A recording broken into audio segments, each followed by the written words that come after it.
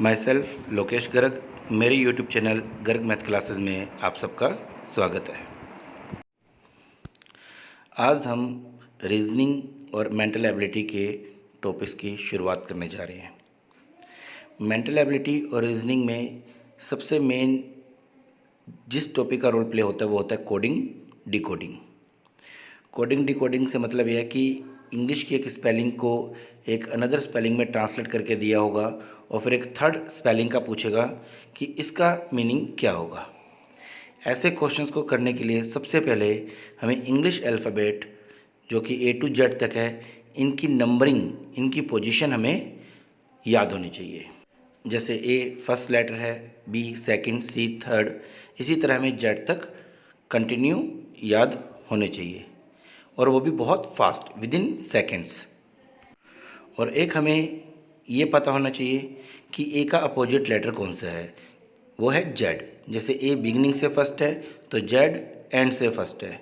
इसी तरह बी का अपोजिट लेटर है वाई, बी स्टार्टिंग से सेकंड है और वाई लास्ट से सेकंड है। इसी तरह में सबके जो कॉम्बिनेशन है वो याद होने चाहिए और इन्हें याद करने में बड़ी कठिनाई आती है, ये याद नहीं रहते हैं। आज आपको कुछ ऐसी टिप्स बताऊंगा जिससे आपको विद इन सेकेंड से आपको ये वीडियो देखने के पश्चात आपको याद हो जाएंगे। आइए तो स्टार्ट करते हैं आज का टॉपिक, इंट्रोडक्शन ऑफ अल्फ़ाबेट्स। ये तो सब जानते हैं कि टोटल अल्फ़ाबेट 26 होते हैं, ए टू जेड। इनकी नंबरिंग याद करने के लिए सबसे पहले हम इसे दो पार्ट्स में डिवाइड कर लेते हैं, ए टू एम यानी फर्स्ट 13 लेटर और N to Z second 13 letters. अब हम स्टार्ट करते हैं इनकी नंबरिंग याद करना। सुनिए फ्रेंड्स, देखिए first 4 letter and last 4 letter ये हर इंसान को याद रहते हैं, A B C D 1 2 3 4 and W X Y Z 23 24 25 26। इसमें किसी को भी कोई डाउट नहीं होता।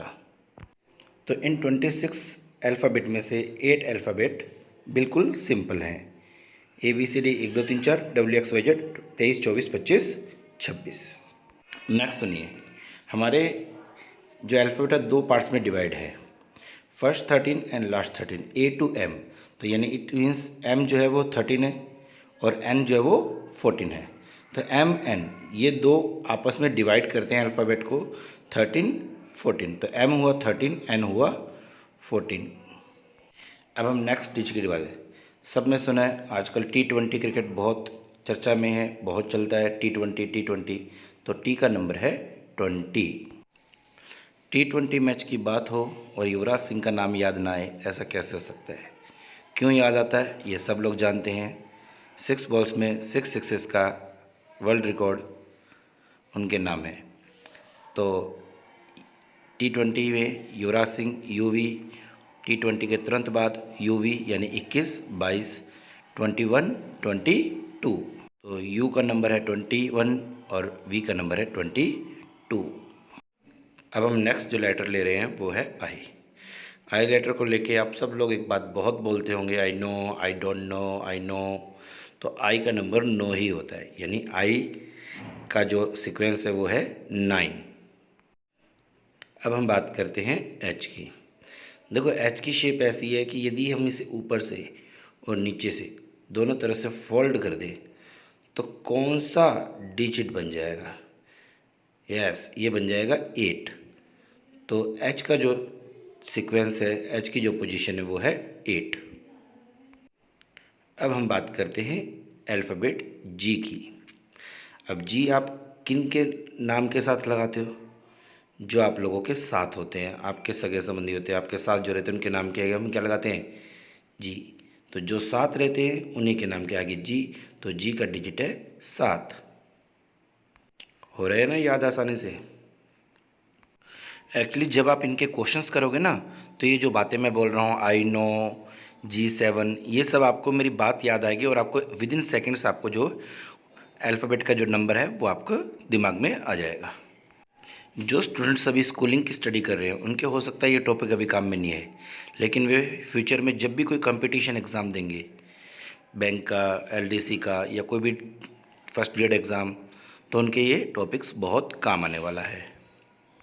अब हम बात करते हैं हमारे नेक्स्ट अल्फ़ाबेट की, जो है एफ़।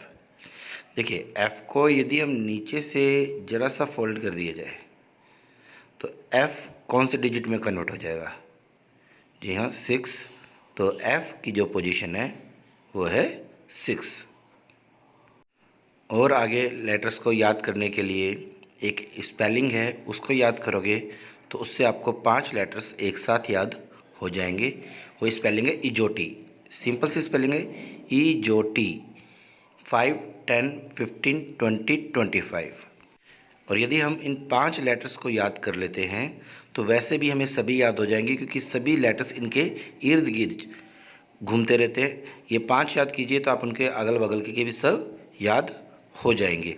इजोटी में से टी वैसे ही मैं आपको एक ट्रिक से याद करवा चुका हूँ, T20। और हमें 4 ही और है इजोटी, 5, 10, 15, 20, 25 भी हमें लर्न रखने हैं। एंड जो वाई है वो भी हमें लर्न है ऑलरेडी, 25 ये हमें लर्न रह जाता है। आओ तो इन लेटर्स को स्क्रीन पर शो कर देते हैं। ई है 5, जे है 10, ओ है 15, T and Y already mentions है। अब हम बात करते हैं अल्फ़ाबेट आर की। आर को यदि फोल्ड कर दिया जाए तो ये बनेगा 18, 1, 8, 18। तो आर का जो सीक्वेंस है वो होता है 18। जो अल्फ़ाबेट रह गए हैं वो इजोटी की हेल्प से हो जाएंगे। जैसे के, जे का हमने याद किया था 10, जे के, तो के का 11, तो के का हो जाएगा डिजिट 11, इजोटी की हेल्प से हो जाएगा। सिमिलरली पी, ओ पी, ओ 15 है तो ए पी हो जाएगा 16। ओ पी ओम प्रकाश, जे के जम्मू एंड कश्मीर, ये सीक्वेंस के लेटर हैं। तो के का 11 एंड पी का हो जाएगा 16। अब बात करते हैं अल्फ़ाबेट क्यू की। क्यू से बनता है क्वेश्चन, और क्वेश्चन से हमें होता है खतरा, और खतरा से जो हमारा डिजिट बनता है वो है 17। तो क्यू का जो सीक्वेंस है वो है 17। अब नेक्स्ट हम बात करते हैं एस की। एस टी, तो वैसे तो एस टी से जस्ट पहले आता है, हमें याद रहता है एस टी हम बहुत ज़्यादा यूज़ करते हैं, स्टूडेंट ट्रांसपोर्ट, स्टूडेंट टिकट्स। तो इसे हम 2 तरीके से याद कर सकते हैं। T20 हमने याद कर रखा है, तो T20 का जिक्र आते ही एस ऑटोमेटिक हमें 19 दिमाग में आ जाएगा। इसके अलावा ये ट्रिक है, ST स्टूडेंट ट्रांसपोर्ट में 19-20 की देरी होती रहती है पहुंचने में स्टूडेंट ट्रांसपोर्ट के, तो 19-20। एस का जो सीक्वेंस है वो है 19-19। अब हम बात करते हैं अल्फ़ाबेट एल की। एल से एक प्यारा सा वर्ड बनता है लव, और जिसको हुआ लव उसके बच गए 12। तो एल का सिंबल है 12, 12। सुनिए फ्रेंड्स, हमारे सारे अल्फ़ाबेट्स कंप्लीट हो चुके हैं।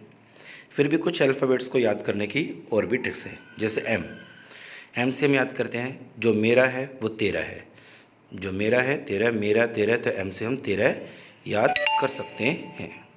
एफ़ को याद करने के लिए हम एफ़ का वर्ड याद करते हैं फिक्स, फिक्स से बन जाता है 6, फिक्स 6।